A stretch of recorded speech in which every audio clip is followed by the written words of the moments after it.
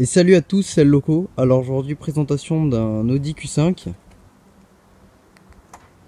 C'est parti. Alors c'est un Audi Q5 V6 3 litres qui fait 240 chevaux. En poids, il fait 1900 kg à sec. C'est la finition S-Line. Il a des jantes, je crois, de 20 ou 21 pouces. Donc c'est un modèle de fin 2010. Donc il a une couleur gris Monza. Alors je vous le dis tout de suite. La couleur qui était du piano black part avec le temps. Donc c'est des feux à LED, un peu moins technologiques que les nouvelles voitures. Mais c'est quand même des LED. Donc on reconnaît le 3 litres grâce à ces deux sorties d'échappement.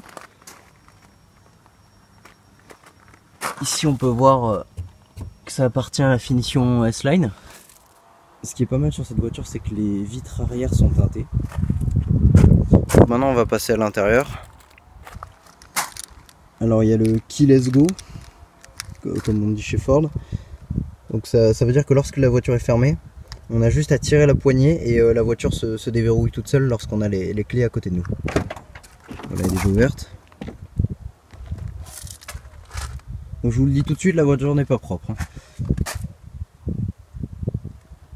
Donc on a une petite finition alu, cuir. Pour les sièges, on voit les ravages du temps, les passages sur le cuir. La finition Alcantara, siège S-Line. Donc c'est une boîte de vitesse S-Tronic à 7 rapports. Ici on voit le volant qui a plutôt bien vieilli, je trouve. Option avec le toit panoramique et ouvrant. Maintenant je vais vous montrer un peu l'interface. Donc vous avez deux solutions. Soit vous mettez la clé ici, ou soit vous la laissez. Vous avez juste à appuyer sur Start. Donc pour ne pas la démarrer, vous appuyez juste sur Start sans appuyer sur le frein. Et là vous aurez juste le contact. Donc on est sur une interface de 2010 qui vieillit un peu. Comme vous pouvez voir, elle a le contrôle vocal pour le volume, changer les modes, le régulateur de vitesse, les essuie-glaces automatiques. Et voilà, donc après c'est une finition Audi, donc ça vieillit pas tellement et ça résiste encore pas mal, je trouve. Donc pour l'arrière, pareil, cuir et Alcantara. C'est une banquette réglable en longueur, donc on peut l'avancer ou la reculer, que ce soit pour le siège tout seul ou pour la banquette à deux. Donc sur cette interface, vous pouvez gérer la consommation. Donc vous pouvez voir qu'elle fait du 8 litres 2 au 100, ce qui est assez raisonnable pour un V6. km/h.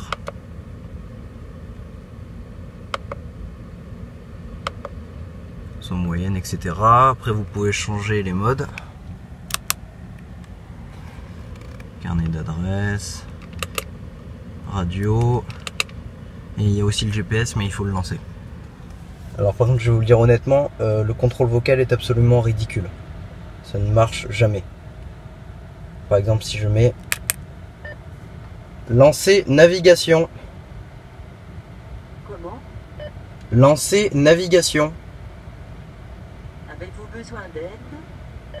Lancer navigation. Interruption. Donc vous pouvez voir que c'est de la merde. Alors il y a une petite option sympa, comme vous pouvez voir sur le rétroviseur. C'est le détecteur d'angle mort. C'est-à-dire que lorsqu'une voiture arrive derrière vous, ça clignote en orange et ça vous prévient. Donc je trouve ça assez sécurisant. Donc on a un système de son plutôt banal, c'est pas un Bang & Olufsen ou un Harman, mais il est très très bon. Alors je ne saurais pas dire combien il y a d'haut-parleurs dans cette voiture, mais il y en a peut-être une bonne dizaine. Donc ici on peut voir qu'il y a aussi du cuir. Donc maintenant je vais vous montrer le moteur. Donc vous tirez la poignée. C'est un capot à vérin. Donc là vous pouvez voir le V6 TDI. Donc il fait 240 chevaux, à peu près 600 Nm de couple. C'est une transmission quattro, donc intégrale. Ce qui veut dire que ça fait le 0 à 100 en 6 secondes 4.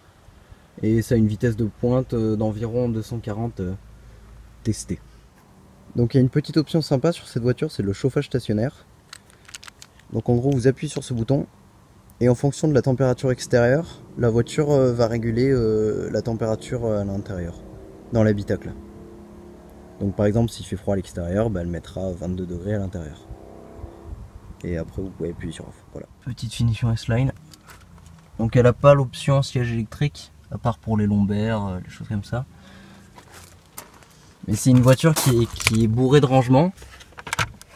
C'est une voiture qui est extrêmement confortable. Par exemple là vous pouvez tirer pour allonger plus le siège. Et c'est une voiture qui est très confortable, bah, c'est une routière. Donc pour passer à l'arrière.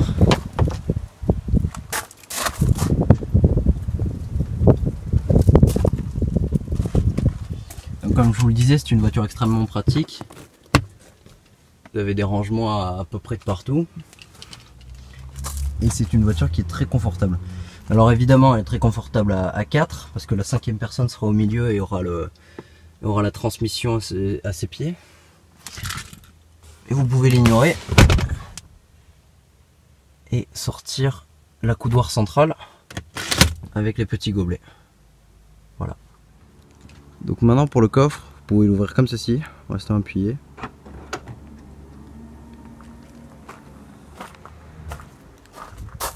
Donc c'est un coffre qui fait 540 litres et en baissant les sièges comme ceci, vous pouvez atteindre 1560 litres. Donc en dessous, vous avez tout ce qui est roue de secours, etc. Vous avez une petite prise 12 volts. Et là vous pouvez encore ranger des choses. Cette voiture est extrêmement pratique. Pour refermer le coffre, c'est tout simple, on appuie.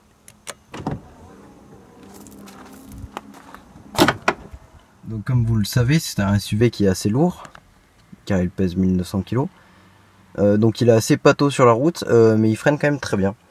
Donc c'est une boîte de vitesse automatique, mais vous pouvez vous mettre en séquentiel, comme sur les voitures de rallye. Mais elle ne possède pas les palettes au volant. Après pour parler plus longtemps de cette boîte de vitesse, elle vieillit assez mal. Parfois elle donne des à-coups à la réaccélération, elle a du mal à passer la première des fois, donc ça veut dire qu'elle broute, qu'elle reste en seconde des fois. Donc elle vieillit assez mal. Sinon sur les longs trajets, lorsqu'on fait de l'autoroute, c'est une boîte de vitesse qui est assez économe. Et maintenant je vais vous faire écouter le bruit. Alors pour démarrer une automatique c'est simple, vous appuyez sur le frein et start. Et voilà.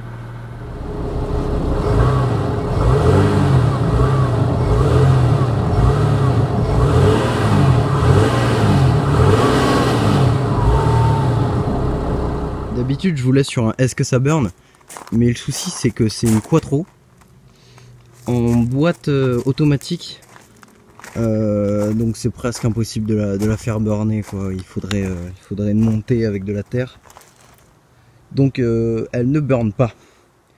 Donc je vous laisse là-dessus, c'était le loco, ciao ciao.